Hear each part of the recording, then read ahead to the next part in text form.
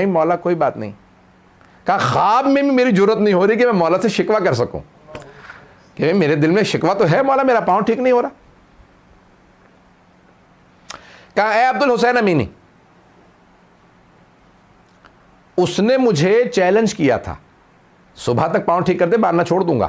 کہا اس بیچارے کا اتنا ہی ایمان تھا, اگر پاؤں ٹھیک نہ ہوتا تو اس کا ایمان چلا جاتا. پتہ نہیں بات پہنچی یا نہیں پہنچی. کہ اس بیچارے کا ایمان اتنا ہی تھا, اگر پاؤں اس کا ٹھیک نہ ہوتا وہ کہتا یا علی میرا پاؤں ٹھیک نہیں, میں کیوں مانوں آپ کو, تو میں نے اس کا پاؤں اسی لیے ٹھیک کر دیا. اب آپ بہت سے ہمارے شیعہ اکثر کہتے ہیں مولانا ہمارے محلے کے اکثر اہل سنت آتے ہیں منتیں اٹھاتے ہیں, ان سب کی منتیں پوری ہو جاتی ہیں, ہماری منتیں وہیں کی وہیں. او بھائی وہ جتنے بھی آتے ہیں وہ آتے ہی صرف منتوں کے لیے ہیں. پتہ نہیں لوگ ہیں یا نہیں ہیں. میں جملہ پیش کروں گا, غور سے سنیے گا, مجھے سارے مجمع کی توجہ چاہیے. یہ دعا موضوع ہے, میں ابتدائی مجالس ہے, مجھے آج یہ ایک موضوع اس کو گہرائی میں لے کے جانا ہے تو اس لیے پیش کر رہا ہوں. تو اب علامہ امینی کہتے ہیں کہ مولا نے خواب میں مجھ سے کہا کہ عبد الحسین امینی, اس کا ایمان بس اتنا ہی تھا, اس نے مجھ سے کہا میرا پاؤں ٹھیک کر دے ماننا چھوڑ دوں گا. اے عبد الحسین امینی, پہلی بات جہاں تک تمہارے اجتہاد کا تعلق ہے تو اس کا ثواب بہت زیادہ آخرت میں ملے گا. جہاں تک تمہارے پاؤں کا تعلق ہے, اگر تمہیں پتہ چل جائے کہ اس بیماری یا پریشانی کا آخرت میں بدل کیا ہے, تم کبھی بھی صحت کی دعا ہی نہ مانگو.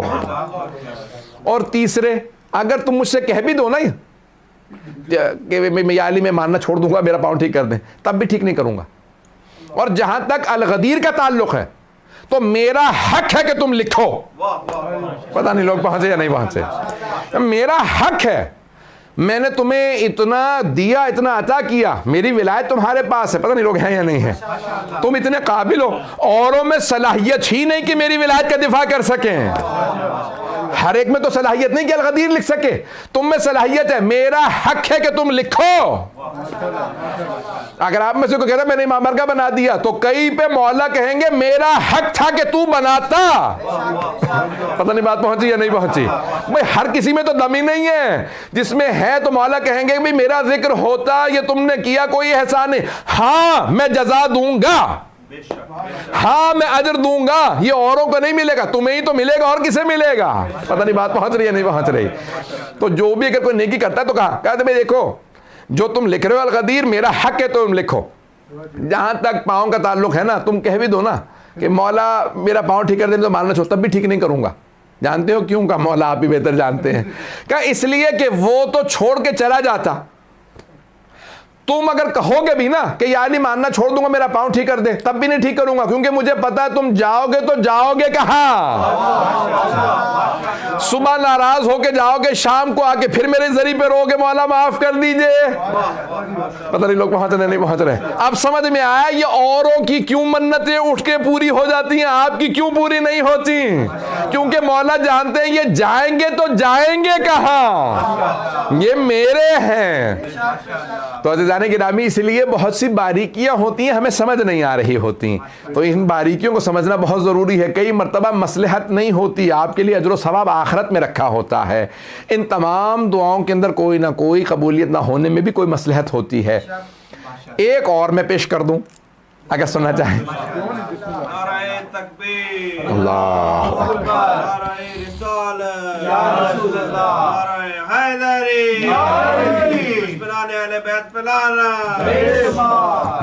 بس بھئی آپ کی محبتوں کی نظر کر رہا ہوں کہ جس انداز سے آپ سن رہے ہیں, میں جانتا ہوں مجمع کم ہے, لیکن جس انداز سے سن رہے ہیں ویسے سنتے رہے, میں بھی پڑھتا رہوں گا. تو عزیزان گرامی, اب ایک چوتھے امام سے پوچھا کسی نے کہ مولا ہماری دعائیں قبول نہیں ہوتی, اور بہت سے گناہگار لوگ ہیں ان کی فوراً پوری ہو جاتی ہیں. ہم مجلسوں میں بھی مثال کے طور پہ آگے آگے بہت سے لوگ ہیں, مولانا میں تو ہر مجلس میں بھی آتا ہوں, میں ہر میلاد میں بھی آتا ہوں, نماز بھی نہیں چھوڑتا, اس کے باوجود میری تو دعائیں قبول نہیں ہو رہی ہیں. تو میں نے ان کو یہ سنایا, میں نے کہا چوتھے امام سے کسی نے کہا مولا میں تو بہت کوشش کرتا ہوں گناہ بھی نہ کروں, نیکیاں بھی کرتا ہوں, اور کئی گناہگار ایسی شکلیں دیکھتا ہوں کہ بہت گناہگار ہیں, ان کی دعائیں قبول ہو جاتی ہیں. تو مولا نے کہا کئی مانگنے والے ایسے ہوتے ہیں جن کی آواز اللہ کو پسند نہیں ہوتی, تو اللہ فرشتوں سے کہتا ہے اسے فوراً دے دو, دوبارہ نہ مانگے. پتہ نہیں لوگ ہیں یا نہیں ہیں. کئی ایسے مانگنے والے ہوتے ہیں اللہ ان کی دعا دوبارہ سننا نہیں چاہتا, کہا اس کی آج ہی دے دو, دوبارہ نہ مانگے. اور کسی کا مانگنا اللہ کو اتنا پسند ہوتا ہے, کہتا ہے فرشتوں گواہ رہنا اس کو نہیں دے رہا تاکہ مانگتا رہے, مجھے اس کا مانگنا بہت پسند ہے. تو کوئی اتنی محبت سے مانگتے ہیں, اتنی عقیدت سے مانگتے ہیں کہ اللہ کو اور معصومین کو ان کا مانگنا بڑا پسند ہوتا ہے. تو اس انداز سے مانگیے کہ اس سے آپ کا مانگنا پسند آئے. بات پہنچ رہی ہے؟ تو اس لیے بڑی عقیدت سے مانگنا, یہاں تک کہ انسان مانگے تو ٹوٹے ہوئے دل سے. میں نے بہت سے لوگوں کو دیکھا کہ بڑے رو رو کے دعا مانگتے ہیں, ان کو دیکھتے ہوئے انسان کو ہوتا ہے کہ واقعی یہ دعا ہے, جو ہم کرتے ہیں وہ دعا نہیں ہے, یہ دعا ہے.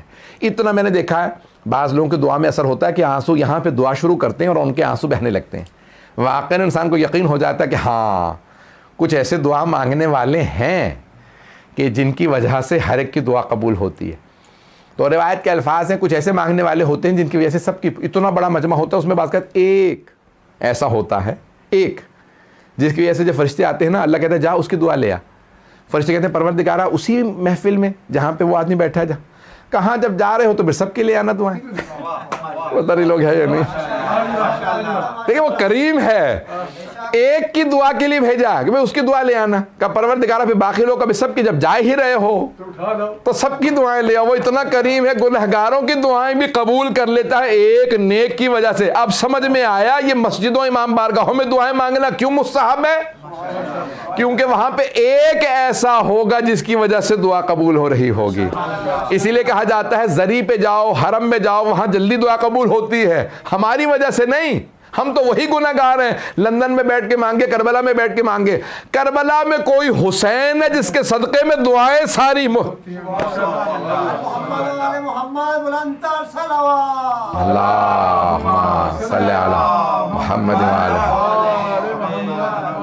بات پہنچ رہی ہے جانے کی راہ. تو اب دعائیں, میں ایک جملہ ہمیشہ کہا کرتا ہوں اور یہ سوشل میڈیا پہ بھی چل بھی رہا تھا پچھلے دنوں, مجھے کسی نے فارورڈ کیا. تو یہ دعا مجھے عجیب و غریب, بہت سے لوگ کہتے ہیں بھئی جب میرے پاس پیسہ ہوگا تو میں زیارتوں پہ جاؤں گا, مولانا ابھی میرے حالات خراب ہیں. بہت سے کہتے ہیں بھئی میں آج کل بیمار ہوں, جب صحت ہوگی تو کربلا جاؤں گا. حالات عراق کے بڑے خراب ہیں, جنگیں ہو رہی ہیں, داعش کے حملے ہیں, جب حالات بہتر ہو جائیں گے تو کربلا جاؤں گا. جب گھر کے حالات بہتر ہوں گے تو کربلا جاؤں گا. جب ذرا ہمارے حکومت کے حالات بہتر ہو جائیں گے تو کربلا جاؤں گا.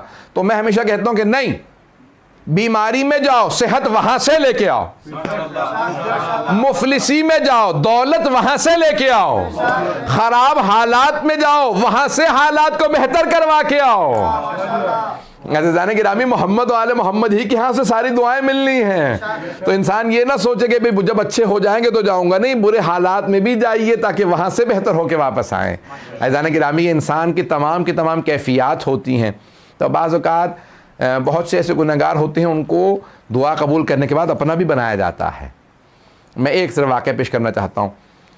بہت بزرگ عالم دین نے اب سے 20-25 سال پہلے, 24-25 سال پہلے کی بات ہے, مشہد مقدس میں واقعے کو پیش کیا کہ ایک بہت بڑا یعنی مشہور ڈاکو تھا. ڈاکو تو سمجھتے ہیں سب لوگ, رابر.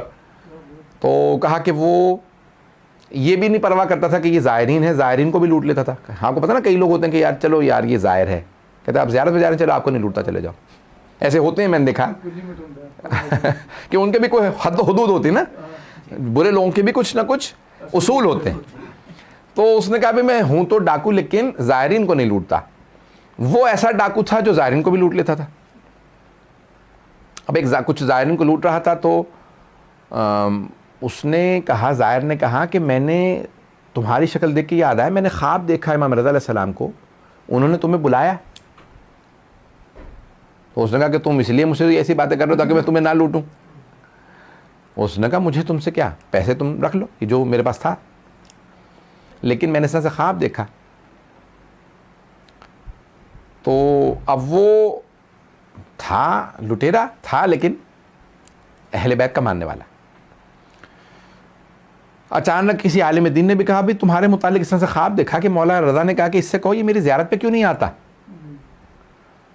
اس نے کہا کہ مولا کو تو دھوکہ نہیں ہوتا, انہیں بتا تو دیتے میں ڈاکو ہوں, کس منہ سے جاؤں. اللہ اکبر. دیکھیں تھا ڈاکو, لیکن اس بات کا احساس تھا میں برا ہوں, مجھے پاک کے پاس نہیں جانا چاہیے. اللہ, پتہ نہیں بات واضح ہو رہی ہے نہیں ہو رہی. یعنی اتنا گنہگار تھا, لیکن اس گناہ کے باوجود اس کے اندر اتنا ادب تھا کہ نہیں, میں گنہگار ہوں, ناپاک ہوں, میرا کردار ناپاک ہے, میں ان پاک ہستیوں کے پاس نہ جاؤں. اب اسے جب 2-3